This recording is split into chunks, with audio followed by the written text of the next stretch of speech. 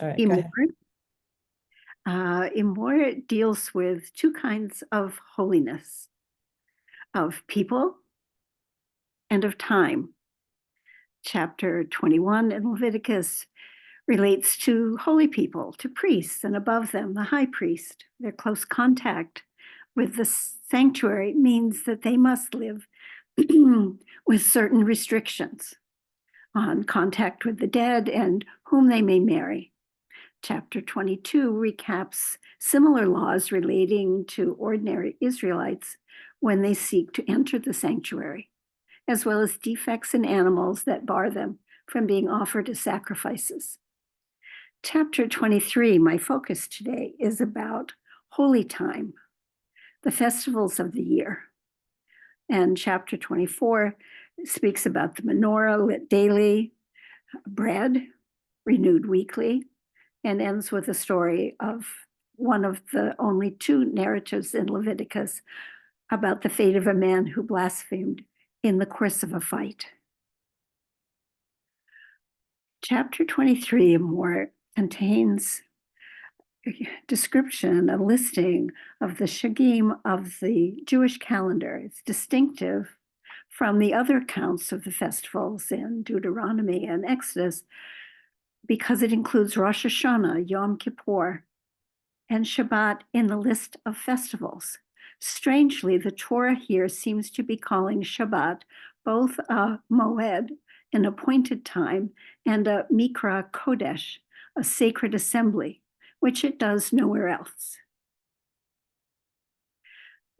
The list of holidays of Shagim and Vayikra emphasizes not the social dimension that we find in Devarim or the sacrificial dimension that we find in Bamidbar, but rather the spiritual dimension of encounter, of closeness, the meeting of the human and the divine.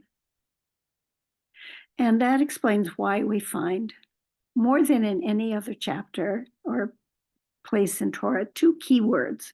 One is moed, the other is mikra kodesh, and both are deeper than they seem. The word moed does not simply mean appointed time. We find the same word in the phrase ohel moed, meaning tent of meeting. If the ohel moed was the place where God met the people, then the moadim in our chapter are the times when God meets his people. The idea is given beautiful expression in the last line of the mystical song that we usually sing on Shabbat, the Yedid Nefesh. Hurry, beloved, for the appointed time, the moed, has come. Moed here means a tryst, an appointment made between lovers to meet at a certain time and place. As for the phrase mikra kodesh, it comes from the same root as the word that gives the entire book its name, Vayikra, meaning to be summoned in love. A mikra kodesh is not just a holy day, it's a meeting to which we have been called in affection by one who holds us close.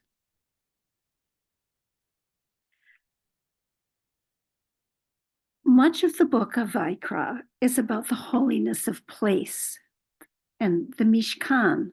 Some of it is about the holiness of people, the Kohanim, the priests, and Israel as a whole, as a kingdom of priests. But in our Parsha, the Torah turns to the holiness of time and the times of holiness. We are spiritual beings, but we are also physical beings. We cannot be spiritual close to God all of the time.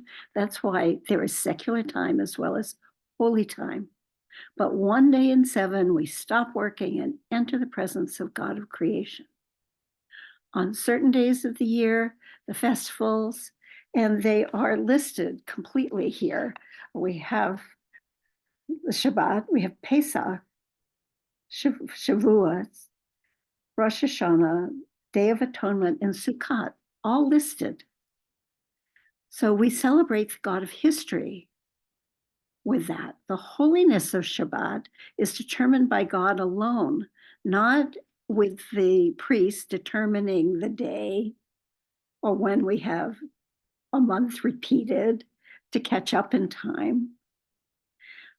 History is a partnership between us and God, but in two respects, but both are times of meeting, Moed, but they are both times when we feel ourselves called, summoned, invited as God's guests, Mikra Kodesh, and I would say as God's partners.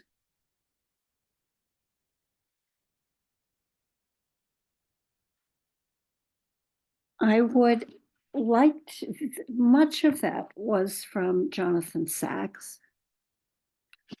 I want to turn to the Shabbat book by Heschel. And his daughter wrote a beautiful prologue. And Shabbat shifts during the year because we're on this planet, Earth, and the sun goes round us, and we have the seasons. And for her, there were really two kinds of Shabbat experiences. Those in the fall and winter months when the Sabbath begins around 4 on Friday afternoons and ends around 5 o'clock on Saturday. And then there are those of spring and summer when the Shabbat begins at 8 or 8:30 and ends at 9 o'clock or even later on Saturday evening. In the winter months, she remembers so fondly, and I recommend the sweetness of her sharing of Shabbat. In the winter months, our Friday nights continued long after dinner as her parents sat at the table drinking tea and reading. But in the spring and summer months, Shabbat didn't start until well into the evening. And so the long Shabbat afternoons became the peaceful and quiet focus of the day. And we can begin to feel that shifting of how we celebrate Shabbat.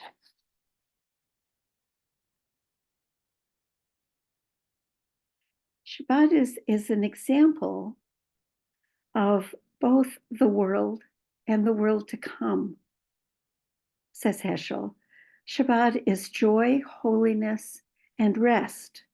Joy is part of this world, and holiness and rest are something of the world to come. So that when we rest on Shabbat, we're tasting what it is to experience eternity. The seventh day is like a palace in time, wrote Heschel, with a kingdom for all. It is not a date, but an atmosphere. The air of the day surrounds us like spring, which spreads over the land without our aid or notice. And then he shared a story of a rabbi telling his friend, how precious is the Feast of Booths. Dwelling in the booth, even our body is surrounded by the sanctity of the mitzvah. And his friend remarked, the Sabbath day is even more than that. For on the feast, you may leave the booth for a while, whereas the Sabbath surrounds you wherever you go. That's one of the sweetest phrases for me, that the Sabbath surrounds us.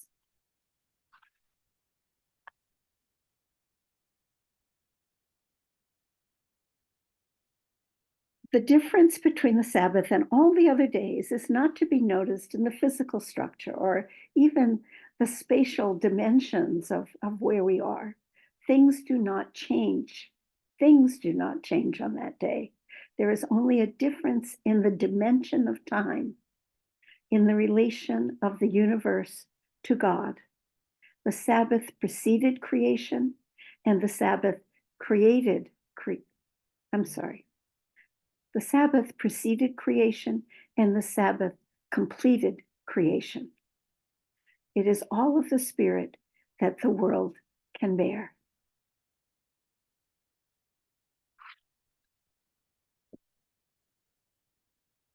And it's in this chapter that God says that he describes that the Sabbath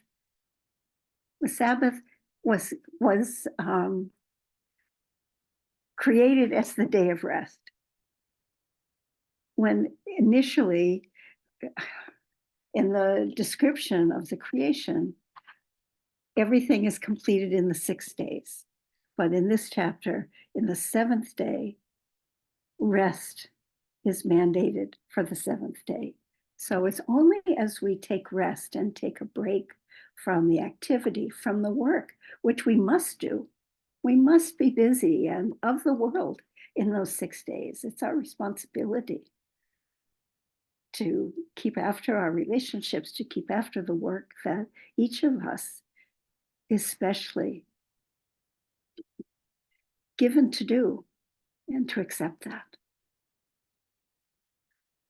I want to speak a little about the fact that we're in this period of the Omer, and we're on the journey between Pesach and Shavuos.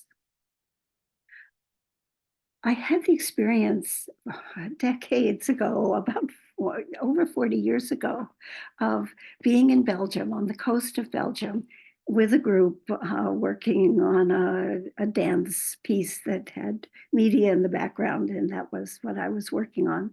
We went by bicycle everywhere to the theater where we worked, and then one evening we were invited to someone's place for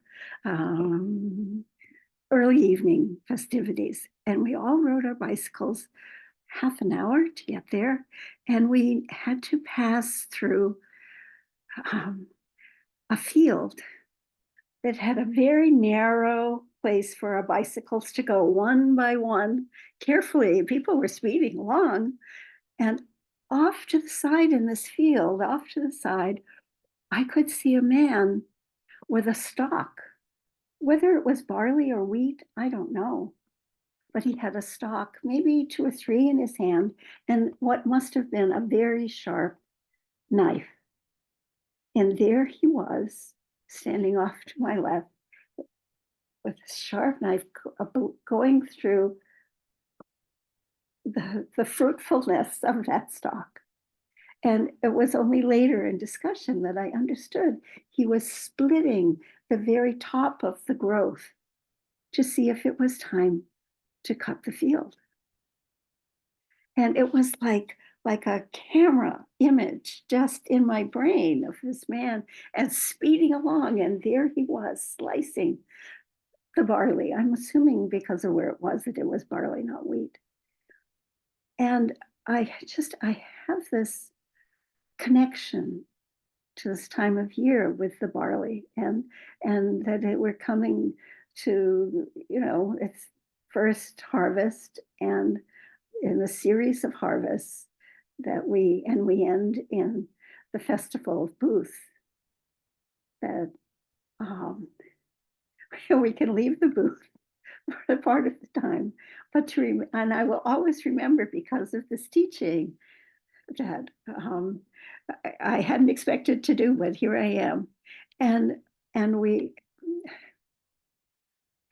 to understand that, and when we celebrate Shabbat, that we are surrounded by it. It is the atmosphere that we create, and that may we remember to breathe fully into it and take in rest and praise. And I thank you for sharing this time with me.